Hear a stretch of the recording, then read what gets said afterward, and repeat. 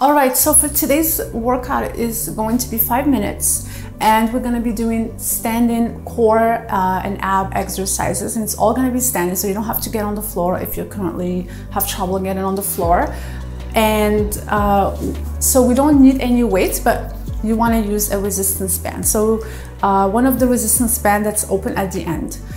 If you don't have a resistance band, that's fine. You can just do the exercise without it, but having some resistance really helps to create some challenge and helps us to kind of quickly fire up and activate our core muscles. So I'm gonna go ahead and start the workout, and you can do it with me. If at any point you need to take a break, just pause the video, take as long as you need, and then when you're ready to resume, just hit play again.